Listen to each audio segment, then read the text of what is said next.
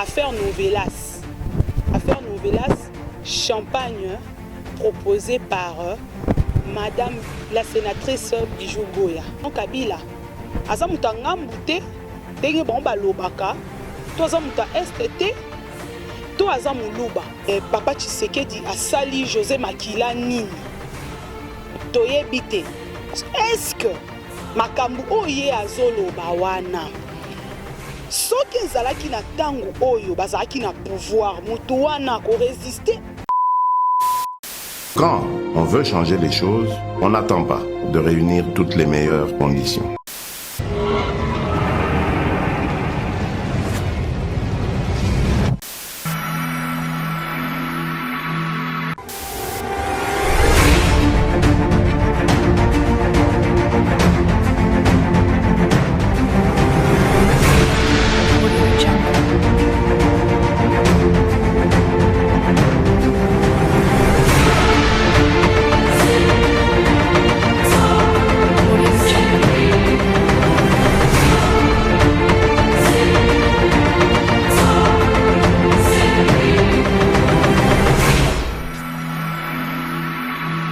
Bonjour et bonsoir à tous nos fidèles téléspectateurs de Gémidor Télévision. Bienvenue dans votre Gémidor Actualité qui est présenté aujourd'hui par Perside Ndaka. Vous avez toujours l'habitude d'être présenté par Carole Makoka, mais aujourd'hui c'est Perside Ndaka, la Baobette, qui vous présente votre Gémidor Actualité. Lelo toye na news, yaba news, nakati yaba news, no comment. Restez branchés, posez, afin que vous découvrez Makambu Oeza na kati ya République démocratique du Congo, Eza Koinda. Laissez-moi vous dire que Eza Kobeba. Vous voyez derrière moi, il y a une chaise. Je dois m'asseoir parce que, tel que vous me voyez, il y a une bouteille d'eau à mes côtés parce que je n'arrive même plus à respirer. Parce que Makambu Eza Kobeba. Tozo vivre ba makambu morobo et soki bino morobo yoki bomoni eza somo tous les fidèles téléspectateurs de Gémidor Télévision bisi kanyo so bovandi boso betando ekena bino, vous ne serez pas déçus parce que Gémidor Télévision ezalaka wana uniquement pour na kozala na sima ya ba pa ya connaissance to pe ya ba information vis-à-vis ya public o elingara toujours kolanda ye wana pesi directement mbote na ye moko le patron de Nzinga sous le haut patronage de Onzinga, les patrons de patrons, ne sali que biso na bangonga, vous voyez vous-même. Donc obscurité na kati moli na kati ya cité verte, bana nyonso ya la verte au boza partout dans le monde. Dans na kati ya cité verte na kati ya 8e rue. Uniquement kaka poto pesa la actualité ya munene pe ya minene o eza na kati ya Gémidor Actualité. Sans plus tarder, na pesi bino nanu boyoka audio oyo so boyoki yango nde tozonga pona lobeza nini. Collègue Goya, au moment de l'ouverture de la pré-campagne pour l'élection du bureau, vous êtes venu chez moi. Vous découvriez d'ailleurs ma résidence à cette occasion. Plusieurs reprises.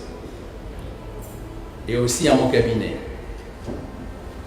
pour demander le soutien à votre candidature comme questeur du Sénat. Je vous ai signalé que la décision n'était pas à mon niveau, mais au niveau des autorités du FCC. Toujours, pendant cette période de campagne, vous m'avez invité à plusieurs reprises chez vous pour boire du champagne. J'ai toujours refusé poliment et systématiquement. Vous vouliez mon appui pour devenir questeur du Sénat. Vous m'avez dit que nous allions faire du fric si vous êtes questeur du Sénat. Je vous ai répondu que je suis venu au Sénat pour y laisser mon empreinte et pas pour faire du fric, et que j'en avais pour vivre décemment et faire vivre ma famille. J'ai présenté votre candidature au FCC, comme je l'ai fait pour beaucoup d'autres candidatures. Les autorités du FCC l'ont rejeté, considérant que vous n'aviez pas la compétence nécessaire pour cette fonction et que vous n'aviez pas la moralité qu'il faut pour cette fonction.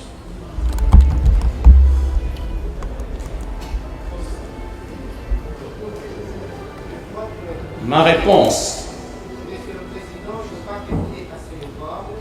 Madame, c'est vous qui avez débordé. Madame, vous n'avez pas la parole. Madame, vous n'avez pas la parole. Non, j'ai la parole parce que je suis sénatrice comme vous. Et je ne vous le permettrai pas. Néanmoins, je vais continuer. Non, je ne vous le permettrai pas, Monsieur le Président. Néanmoins, je vais continuer. Vous pouvez continuer, mais je ne vous le permettrai pas. Honorable Vous Zangissa. n'êtes pas digne. Vous n'êtes pas digne d'être le président. Parce qu'il ne faut pas raconter. Sans plus tarder, avant la loba, sur audio Binomo Bouti Yoka, permettez-moi d'abord de boire de l'eau. Je vais d'abord prendre mon eau parce que Djika m'a composé à Robeba. Permettez-moi de mélanon maï.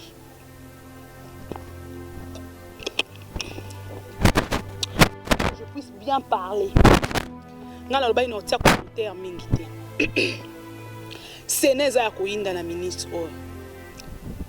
Le président du Sénat, le monsieur Alexis Tambwe Mwamba, a sambouissi la sénatrice Bijou Goya.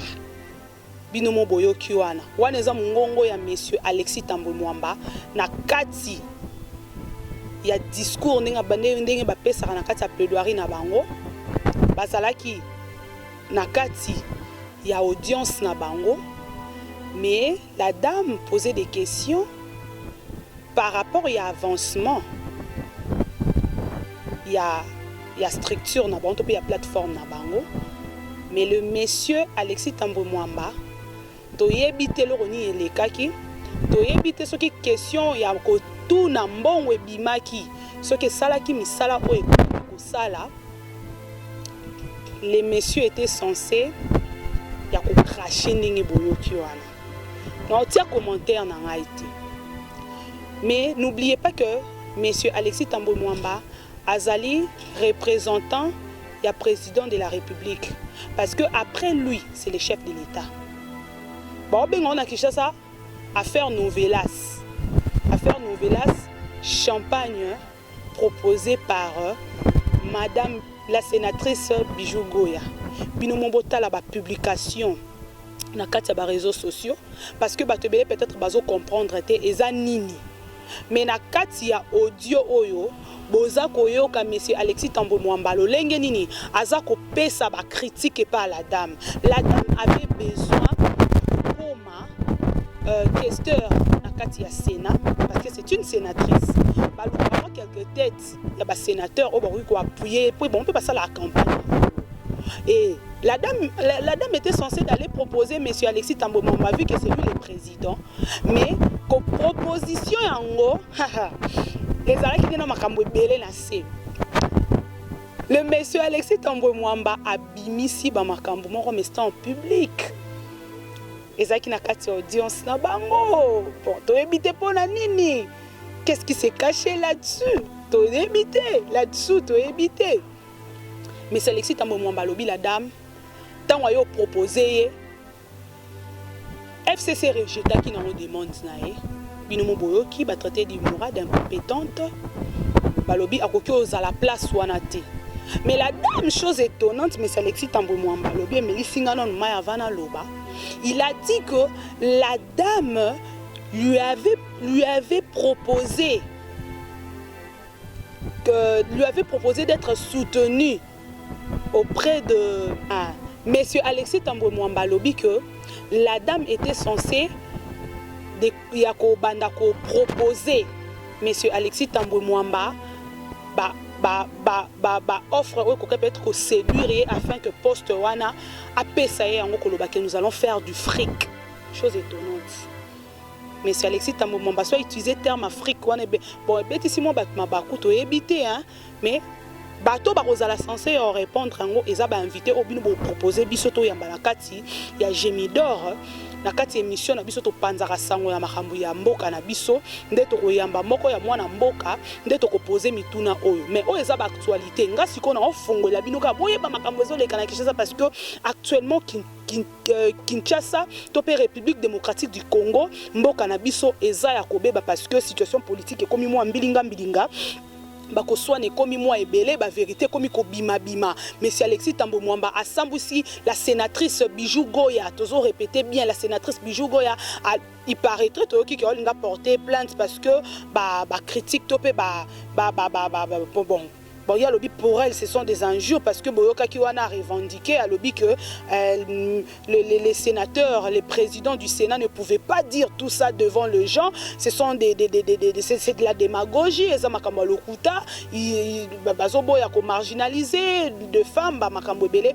Elle était en train de parler là et ça qui moi passe parce que mais c'est Alexis Tambo Mwamba quant à lui aussi azolobela que la dame alobaki bossa l'Afrique la dame a proposé écoute kokende romela champagne et pas naie et lui le monsieur Alexis Tambo Mwamba avait refusé et la troisième de choses alobi que la dame elle-même a qui censé découvrir pour la première fois d'ailleurs résidence à monsieur Alexis Tambo Mwamba et de 4 le président du Sénat monsieur Alexis Tambo Mwamba a kenda ki lisuko lobaki la dame à plusieurs reprises à l'école na bureau na po asenga e bambongo donc bon bengango affaire novelas parce que surtout qui ba critique qui ba propos il y a le président du Sénat le monsieur Alexis Tambo Mwamba on a respecté mingi vis-à-vis ya maman na biso sénatrice ou azo représenter biso basi peso pe sa valeur la sénatrice Bijou Goya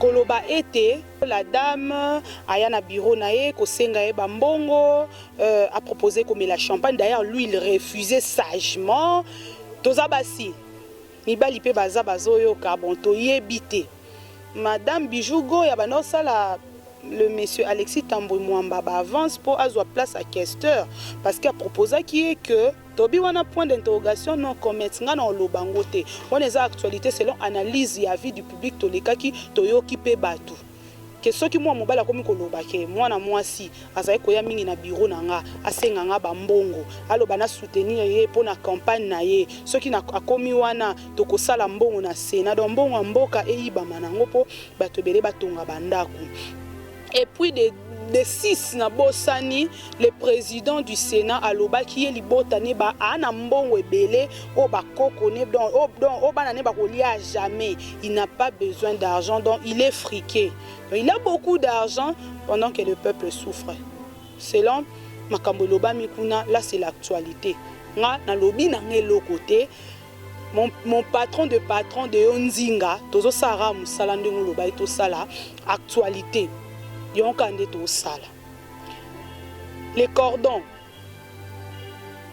mundirba mobala mande fois pembe cordon moko mema makam na droiture alobi personne daka bosela ki professionnalisme bo mema aventure te na kati ya télévision yango biso pe to yana makambo o tozolo beza ya solo bino mo boyoki audio ngana oloba te na boko tia image parce que batu ba otia image batu ba ko capturer pena message nous avons dès que nous sommes là nous avons pas besoin de voir les images mais nous avons plus besoin de capturer les messages qui a été lancé dans cette image donc le monsieur Alexis Tambo Mwamba a accusé madame Bijou Goya de tout sauf de rien toki morale incompétente donc makamboze belé na kati wana bino mo boyoki donc moyen lobeleza te mena Kinshasa obenga on affaire novelas titre nango ba lobby Jika Boubé ezani titre nango ba lobby eza les champagnes du sénateur qui nous a makambu donc je vous assure que qui nous a kobeba la deuxième de chose to simbi sous actualité na biso ya mibale o ezali ko faire couler ba encre na ba salive hein cette actualité fait couler des encres l'encre et des salives il y a peuple congolais na kokoma na koloba parce que ils a passé les messieurs que je respecte beaucoup que j'aime beaucoup les journalistes Jean-Marie Kassamba papa comment est-ce que au comme à niveau ya kosala Photoshop ka pona côté la FCC pour nous défendre Vital Kamerhe. Parce que tu as dit que le monsieur Vital Kamerhe a un thème ya FCC selon Batu Bisoté, selon Batunde Balobaka, parce que il fut le fils, il y a le président honoraire monsieur Joseph Kabila Kabange. Ou intimidé même moko, il y a cadre, il y a eu de pèse na kati ya plateau na yo, na ko poser ba question, ko la ki sa image, ozu image ya basketteur, bitoko ko na image wana. Azu image ya basketteur ya États-Unis, et puis basketteur wana très bien. Azu a mélangé Moutou. Il y a monsieur Vital Kamerhe qui est le directeur du cabinet, il y a chef de l'État Papa Nabiso Fachi Chilombo, Félix Antoine Azu Elonginaye a mélangé yango, a mélangé yango na nzoto ya basketteur wana, et ça li penza pas si mingi batu baolobi yango. Les gens avaient cru que Vital Kamerhe était malade, il s'est fait soigner, ok d'accord, il se porte maintenant bien, mais or c'était de la démagogie, c'est un lokuta. Na ebité, mais c'est Jean-Marie Kassamba, il est mon cabinet à se défendre. Mais on a une actualité, au la image wana très bien. Donc directement, l'affaire na mususu lisusu, baleki l'émission de konabiso bosolo na politique de pesi mbote, a lobby était, mais le monsieur Joseph Kabila Kabange, il est louba. Et comme aussi papa Sango, totikali wana na question mark. Ça reste à vérifier.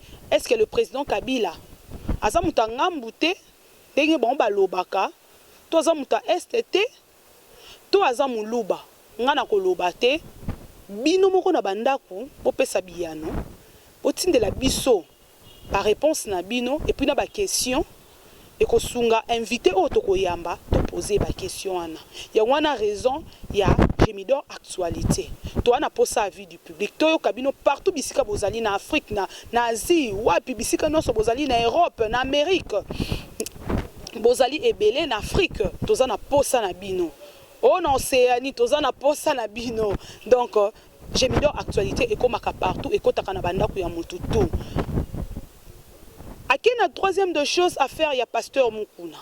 Alors, le pasteur Mukuna a sa peuple. Alembongo mingi a PPRD. Azumbo na maboko. Il y a Évariste Bochab. Monsieur Évariste Bochab a nié en haut. Abi, yena Mukuna baeba ni kala avant même ba makambo ebele ayebi Mukuna lelote. Ba kote na makambo wana te. Wana pe to tekaka no comments. Nous prenons encore la quatrième de choses. Oyo ezo touché batu mingi lisusu. A lobby que pasteur Mukuna c'est un aventurier. Azoko sa peuple congolais. Azoluka a s'enrichir. Wana pe lisusu. Ça reste à vérifier parce que ça va actualité makambo o ezolobama actuellement. Et pour ne pas multiplier des paroles, boyo kabino moko lisusu audio oyo ezopesa pasi mingi elinge créer pitopale entre bato FCC na bato cash parce que na yoka ku déjà kuna misu esi babundaki basimani déjà ba machette. Donc toyebi tezanini boyoka audio oyo ngana koloba te image yango moko ezoloba bo mona photo ya mesele ya papa na biso José Makila na ba mélanger yango na photo ya chef de l'État papa Félix Antoine Tshisekedi Chilombo boyoka makambo nini ba surprenaki appel na ye toyebite nanya bimisi appel wana po Gémidor actualité azwaka kaka oyo ye amoni. to koti na source soki tozui o biso to moni to bimisi to linga ko composer makambu te po ebima lokuta lobi lobi te po to sa buzz te parce que le monsieur de Onzinga c'est un patron très sérieux et qui aime faire des choses sérieuses. Lui, il n'appuie pas de bêtises. Et pas la biso buzz, tous en ont besoin. Mais toi, on a pour ça transmettre à peuple. Makambo eze amutu yebele babimamboka. Ba na pour ça yoka. Ba na pour ça makambo ma BTK. To compliqué comme message afin que to zo ba buzz ebele. Mais na Gémidor actualité, beaucoup zo ba actualité o eza ya solo. O ezo pesa boania, o ezo fongo la bateau afin que tu comprendre réalité ni nezo leka na kati ya République démocratique du Congo. Bolanda audio wana, bo mona kaka juste photo eza audio et on se retrouve tout juste après. Mais Gordo, mais Motoana Vandagi na poto. Azao salata moi bakuru kunate nini tout ça. Donc il comprend rien du tout. Na moto na ye nyei ka ko vimba ka lokwa ligorodo mais eloko te na moto na ye vraiment. Hein? Mais toko suka ndenge nini mboka munene boye kozala na moto bolole boye mais toko suka comment? Hein? Il ne connaît rien du tout. Il est moko bongo. Mabanga eloko moka yebit quelqu'un depuis sa naissance, il n'a jamais travaillé, il ne sait pas comment traiter les dossiers, il ne sait pas comment signataire basa nangonini. Donc c'est pour cela tout il demande tout. Binomoko bouti koka audio oyo. Franchement, mais c'est de Onzinga mon patron qui n'est pas kopela. Les cordons m'ont dit banga nazo e baté so na lobanini parce que monsieur José Makila makambo bimisi Gémidor actualité tomé la maille parce que qui nous a repéré, je vous assure c'est plus forte que moi parce que non kokato lobango te na télémanon parce que to comme na suka ya Gémidor actualité binomo boyoki na ebite so za voir papa José Makila na ebite biso za Gémidor actualité. Monsieur José Makila, si c'est lui, na boina lobake na affirmé et comme qui y était, mais nous disons si c'est lui, parce que nous sommes en train d'entendre, nous sommes en train d'entendre sa voix. Quant à nous, nous disons que peut-être que ça peut être lui, mais tu affirmé te. Mais tozolo parce que Gémidor actualité tozolo ba makamozo le kande na kin bino bana ya partout dans le monde bana RDC boyoka bobenga ta ba voisin ya bamboka mususu bayoka makambo et si bomona api ba finga président de la République lolingi ba fingeli wana bon nga na yebi na ngate na bona nga koloba nga nazo mona on dirait cadre ya FCC nde ba olukela monsieur Joseph Kabila Makambuna président de la République na biso Joseph monsieur président de la République na biso Félix Antoine Tshilombo parce que toyebite papa Tshisekedi a sali José Makila nini toyebite est-ce que makambu oye azolo bawana soki ezalaki na tangu oyo bazalaki na pouvoir mutu wana ko résister na pression o baninga basala ye na ebite jusque là soki le président de la République ayoki makambu oyo soki eza ba montage en tout cas veiller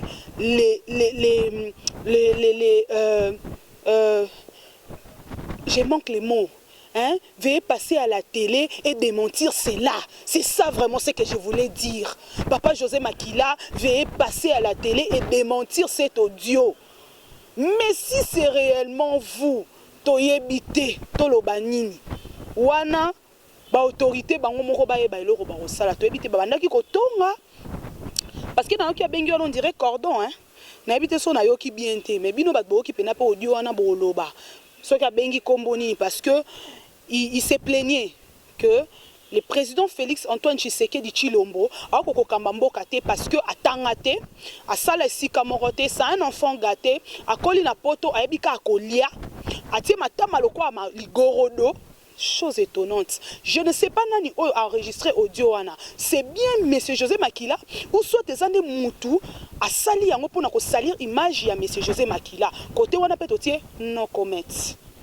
Ngai na ye nangaka uniquement pour na pesa bino actualité. Donc soki pena na actualité à chef de l'État parce que et ça li pena bato il dépêche pas si bato cache ba ki mo donc na ebité ba ki passi soki vraiment ezali makambu ya lokuta toko yamba pe moko ya bato ya FCC o bako démentir yango soki pe makambu oyo ba lobby pona monsieur Jean-Marie Kassamba keza ya lokuta monsieur Jean-Marie Kassamba soki était akoki ko déléguer biso pe pas akoki ko démentir yango mais na mwana mboka nyonso oyo alandi Gémidor actualité toza na posa ya participation na bino numéro na biso eza affiché wana bokomela biso numéro wana eza ya directement ya cordon ya Gémidor TV yende mutu ako yamba bino pe ako yoka maimaso obokozala na ngunda bosenga poete to pesa lolenge kaka bino pe bolinga kabiso to sala nini to salela bino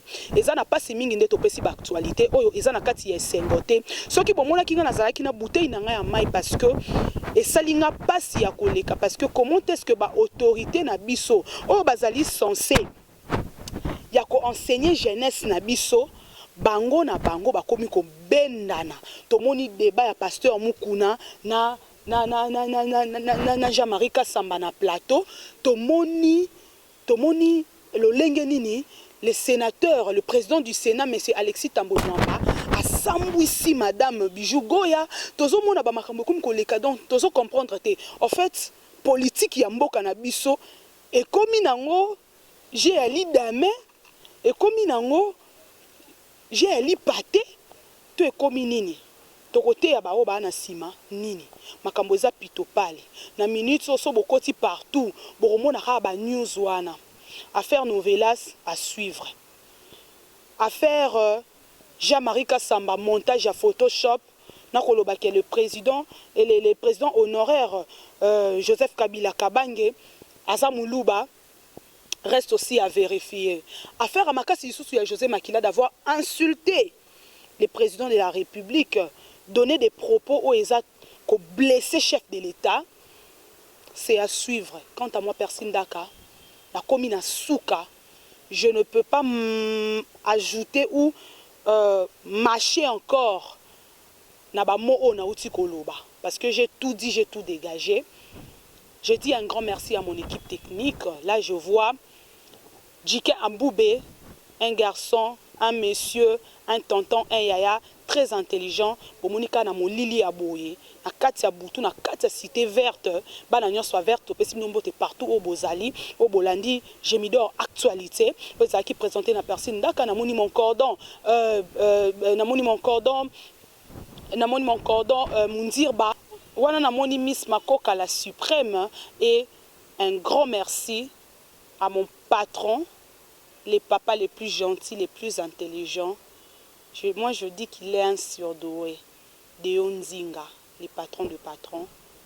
Merci beaucoup.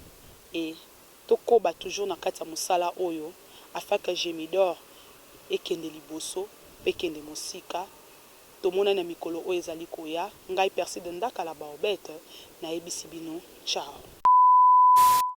Quand on veut changer les choses, on n'attend pas de réunir toutes les meilleures conditions.